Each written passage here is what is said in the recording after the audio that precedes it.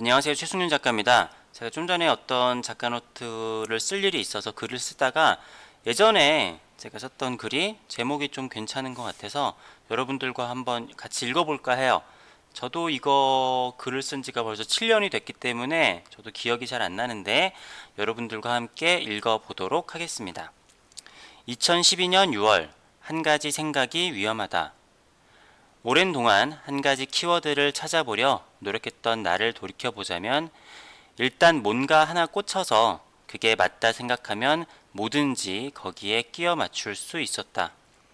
좌파와 우파를 나누듯 뭔가 한 가지 쪽에 편협하게 생각하게 되면 뭔가 마음이 편해지고 같은 생각을 가진 사람들과 힘을 합치기도 쉽다. 그런데 한 가지 문제점은 처음에는 내가 중심인 상태에서 그 생각을 만들어낸 것 같지만 조금만 시간이 지나면 주체는 내가 아닌 그 생각 쪽으로 옮겨감을 알 수 있다. 그래서 나중엔 생명보다도 사상과 이념을 중요시하는 경우가 생겨나고 아무것도 아닌 생각이 세상을 좌우한다. 한 가지 문제점은 어떠한 방법도 절대적인 것은 없었기 때문에 한 가지 생각이 너무 발전하면 반드시 폐해가 생겨버린다는 점이다. 때문에 하나의 이념이 있으면 반드시 반대의 이념이 생기나 보다. 붓다가 깨달음을 얻었을 때 이것을 사람들에게 전파해야 할까 말아야 할까 고민했는데 지금 와서 생각해보면 본인의 의도에서는 어느 정도 실패한 게 아닐까 싶다. 불교를 믿으시는 분들은 그런 나쁜 뜻이 아니니까 오해는 없으시길 바라고요. 자신이 처음 설파한 이 얘기가 이토록 왜곡되고 오타가 있네요. 갈등을 만들어낼지는 생각하지 못했을 것이다.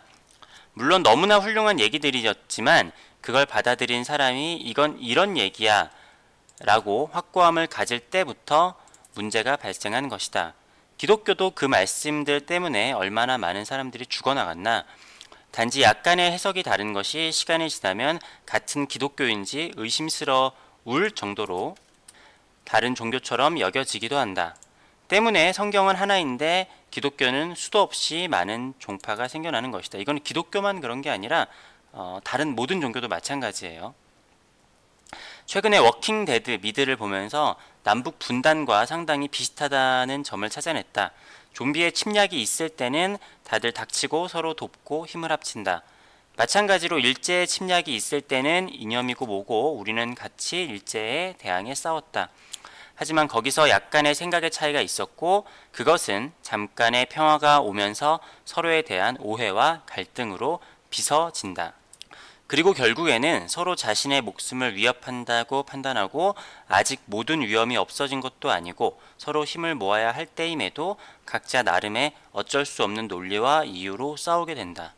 한 가지 신기한 것은 정말 너무나 자연스럽게 어떻게 사람이 작은 생각에서 시작해서 살인까지 이어질 수 있는지 보여주며 편협한 사고방식의 끝을 보여준다.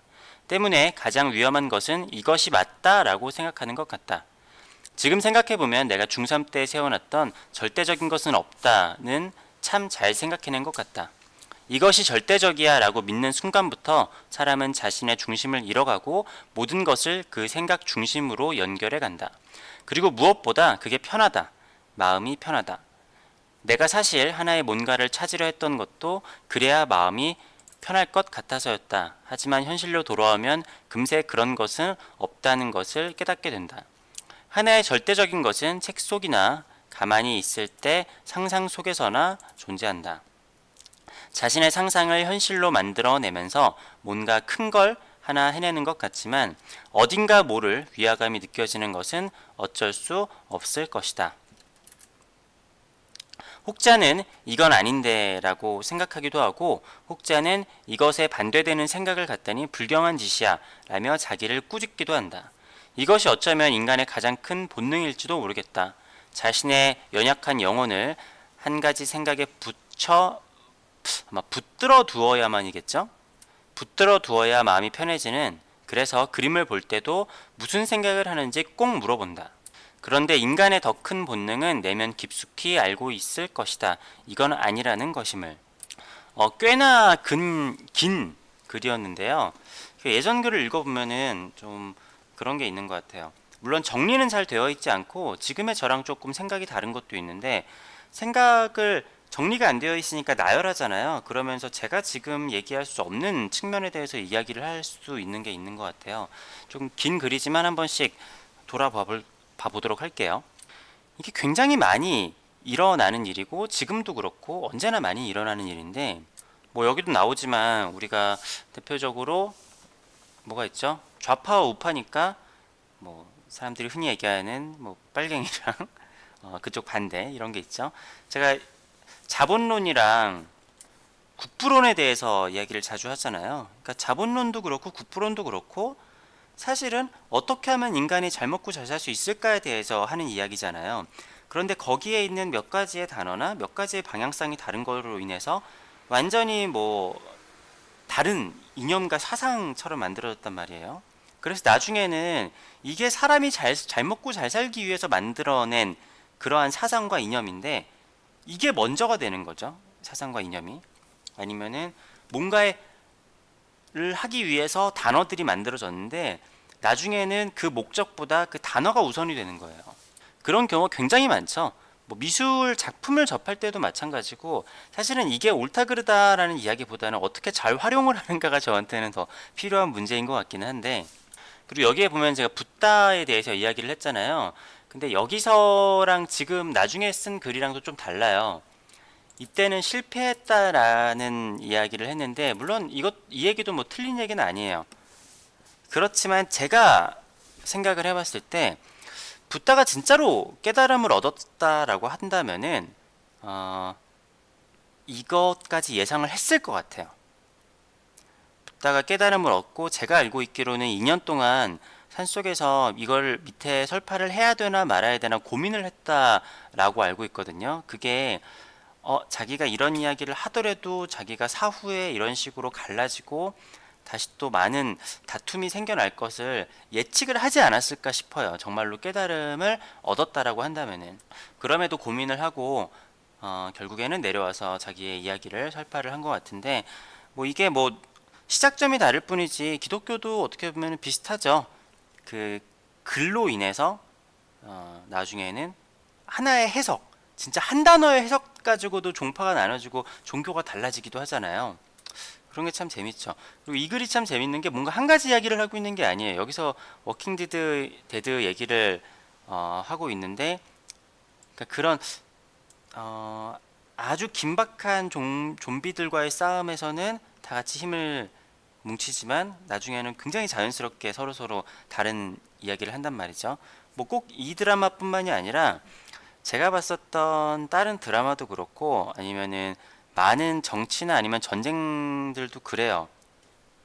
밑에 사람들은 이념 가지고 막 싸우고 막 전쟁하고 서로 죽일 듯이 하고 있는데, 정작 맨 위에 있는 지도층들은 만나서 같이 술 마시면서 얘기하고 서로 막 연애하고 막 그런 것들도 있죠. 참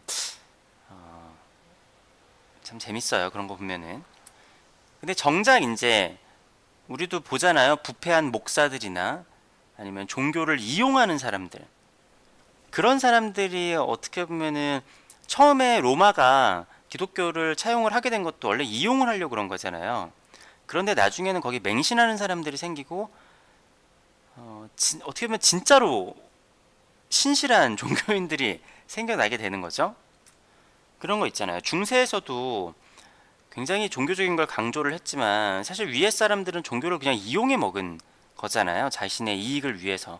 그런데 거기에 맹신하고 있는 사람들은 거기에 이용이 되는데 이용당하는지도 모르고 그렇게 되는 경우들도 참 많이 있었고, 아무튼 여기서도 아셔야 되는 게, 한 가지의 생각이 위험하다 그랬잖아요. 한 가지의 답이 위험하기 때문에 그렇다라고 하면은 이 글에서 이야기하는 바가 뭐냐라고 이야기하는 것 자체가 넌센스라는 이야기를 하고 있는 것일 거예요. 그리고 그게 지금까지 저에 대해서 아시는 분들은 아시겠지만 제가 항상 이야기를 하는 가장 큰 골자이기도 하고, 그렇지만 저도 지금도 어떠한 게 정답이고 어떠한 게 맞는 길일까를 항상 갈구를 해요. 또 그것을 갈구하는 것이 뭔가 하나의 가장 큰 원동력이기도 하죠. 무엇도 답이 없다라고 하게 되면은 뭐 아무것도 안 하게 되잖아요. 물론 무엇도 답이 없다라는 것도 한 가지의 답을 내린 것이기 때문에 안 되는 거겠지만, 그렇기 때문에 답을 내리고 쉴 수가 없는 거예요. 뭔가 하나 답을 내리고 그 다음 쉬게 되면은 세상이 그렇게 납두지를 않아요. 지금까지 어떠한 세상도 그렇게 된 적도 없고, 경제적인 측면 보더라도 10년 동안 계속 뭔가 패러다임이 바뀌잖아요. 옛날에 싸이월드가 망할 줄 알았나요? 페이스북이 저랑 동갑인 주커버그가 페이스북을 만들어서 이렇게 흥망성쇠가 있고, 지금은 또 약간 좀 다운되는 분위기이기도 하죠. 언제 어떤 세계적인 기업이 살아남고 사장될지 모르는 거죠.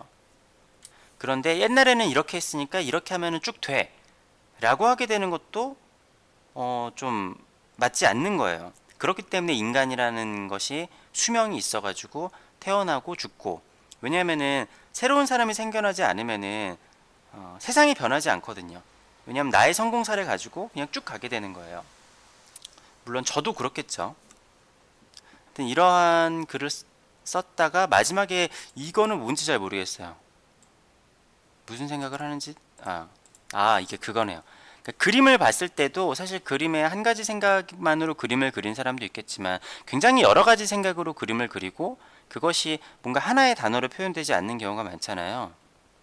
그런데도 이 작품의 키워드를 찾아내려고 하고, 이 작품 무슨 생각으로 그리셨어요? 하는 한 가지의 문장을 듣고 싶어 하는 거죠. 물론 그런 게 필요해요, 작업을 할 때도. 그렇지만 그것보다는 조금 더 깊은 본능, 내면 깊숙이, 저는 인간의 내면은 원래는 알고 있다라고 생각을 하거든요. 그런 이야기를 하려고 했던 것 같아요.